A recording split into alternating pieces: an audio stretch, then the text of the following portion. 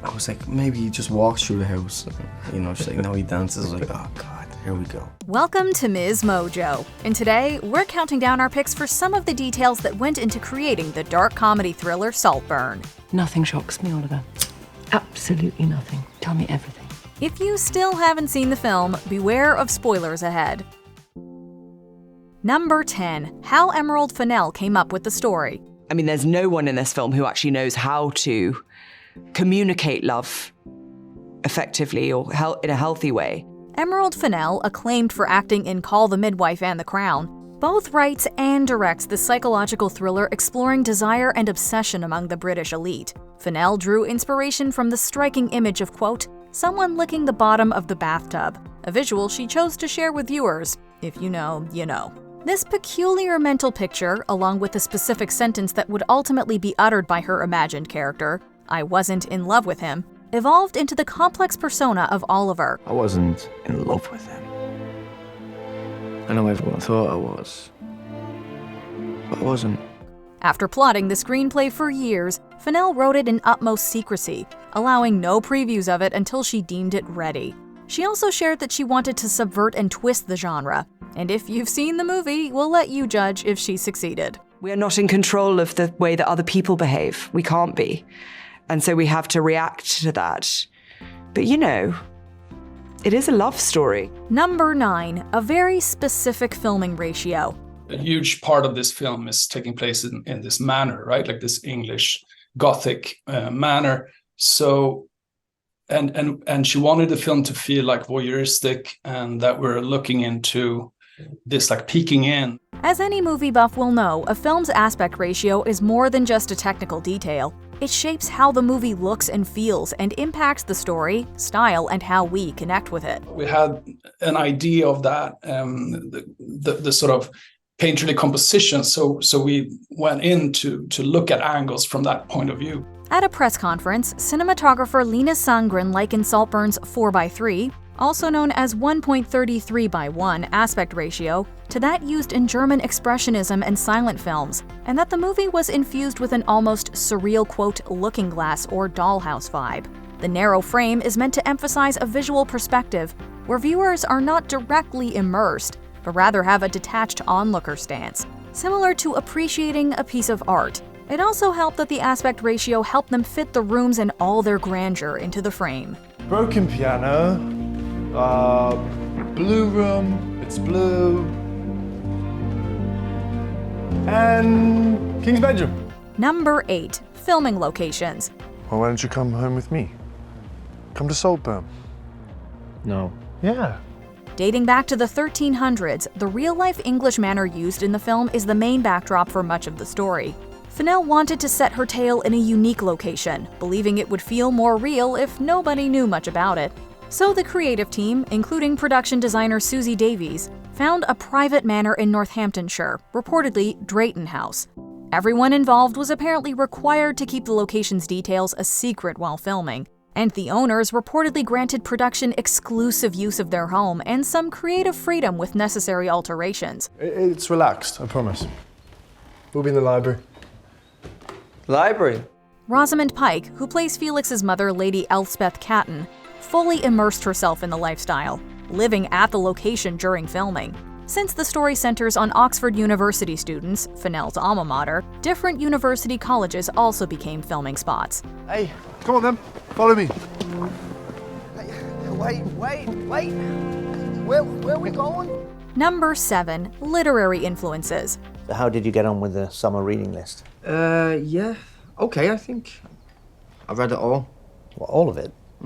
50 books on there, you're mad. Bookworms, especially those drawn to Gothic tales, might catch subtle nods to other books woven into the movie's themes. Much like L.P. Hartley's The Go-Between, Saltburn delves into class dynamics, secrets, and coming of age within the luxurious confines of a wealthy family's estate. Inspiration taken from Anthony Burgess's A Clockwork Orange, Emily Bronte's Wuthering Heights, and Daphne du Maurier's Rebecca add darker elements, contributing to an unsettling tone. Apparently, Jacob Elordi was encouraged to read Evelyn Waugh's Brideshead Revisited to help him step into his character's mindset. I've got some revising to do. I think I might catch you later, yeah?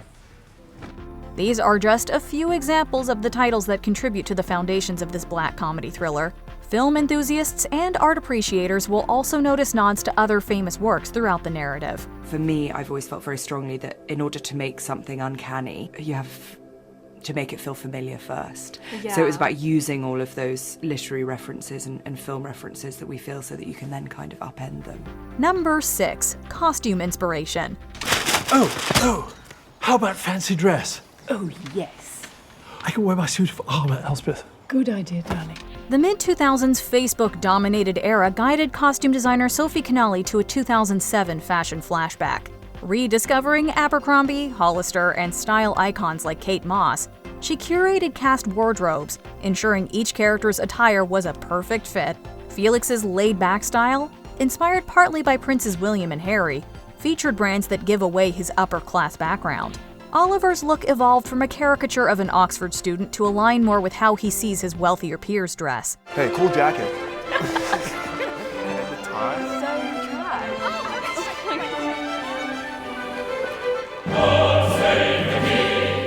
Felix's cousin Farley's attention-grabbing wardrobe supposedly took the longest to piece together. His look mirrors his uniqueness.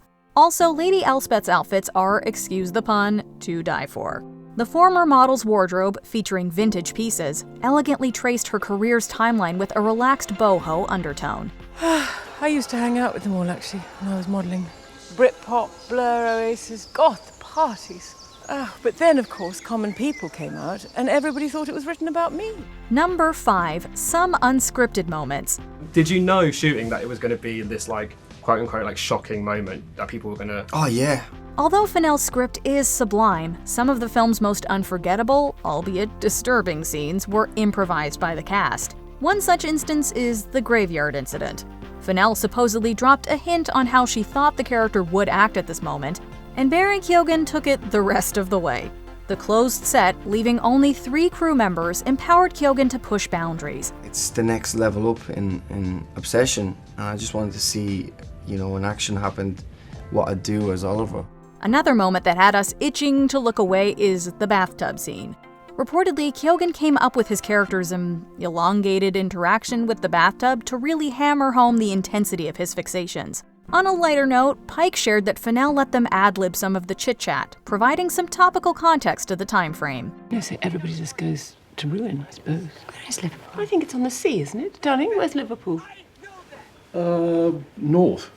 North. Yes. Number 4. An intriguing acoustic. We have collected different things because everything here should make a sound. Foley artists rank among the most creatively inventive individuals. And for this project, thinking beyond conventional boundaries to come up with the sound effects needed was more than a prerequisite. For instance, how would you recreate the sound of someone rubbing their face on the bottom of a bathtub? Oh, that's a hard one, kid. Unless... Nah, never work. It's too crazy. Did you think of raw octopus sliding against oil? Because Saltburn's sound team did.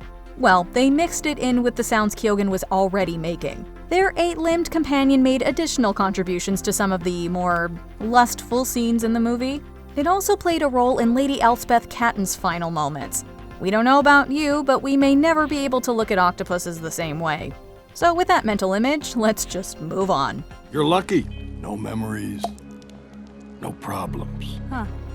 Number 3. A Midsummer Night's Dream party scene. What kind of party? I don't know, whatever you want. What do you think? About 100 people? 100. Or 2? It invariably ends up being 2, doesn't it, with this sort of thing? However wild Oliver's party might have looked, it sounds like the more outrageous moments unfolded off-camera. The actors noted a second real-life party going on at the premises, essentially causing reality and fiction to blur during this 2-day bash. God, the look on your face. They can't have invited you. Oh, Oliver, you'll never catch on. Influencer and party extra Louisa Cordery shed light on the shoot, making it sound incredibly trippy and unbelievably awesome. She posted photos from her high-life experience and luxurious indulgence, including one of her hotel room.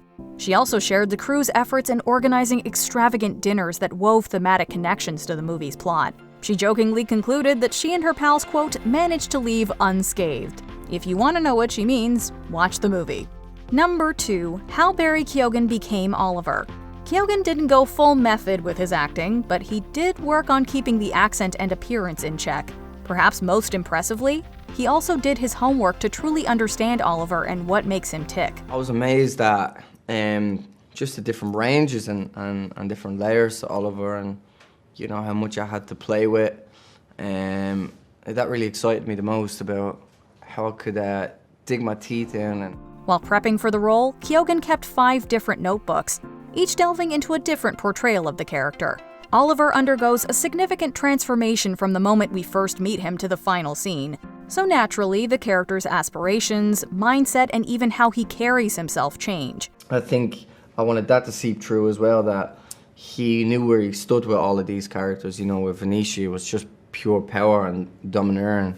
With Archie, he was the most fearfulest with Archie. Keoghan made notes on all of this to ensure he knew the character inside out. He also revealed that since the film wasn't shot in a linear timeline, they helped him maintain consistency in Oliver's journey. You know, what I want to do is always just mature as an actor and, you know, commit and, you know, challenge myself and, you know, like rise to the occasion. Before we continue, be sure to subscribe to our channel and ring the bell to get notified about our latest videos. You have the option to be notified for occasional videos or all of them. If you're on your phone, make sure you go into your settings and switch on notifications. Number 1. That ending.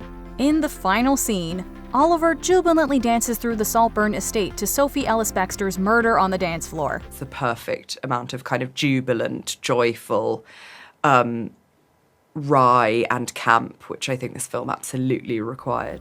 Originally, the plan was for Oliver to walk through the mansion, but that didn't strike the right chord for Fennell. She aimed for audiences to somewhat overlook Oliver's disturbing tendencies and root for him anyway. The scene, choreographed by Polly Bennett, was captured in a long take in contrast to the tour Felix offered earlier in the movie. Challenging and complicated and sexy, but funny, and, you know, all of the stuff that I guess this film is. The creative choice for Oliver to dance in the buff subtly asserts his dominance in his new home. Despite the daunting prospect, Keoghan agreed it was a fitting choice. Notably, they shot the sequence 11 times, until Fennell felt satisfied that Oliver exuded enough, quote, evil joie de vivre to draw audiences to his side. It was a joy to work with him because he's always as ready as I am to do the thing that other people will be disapproving of.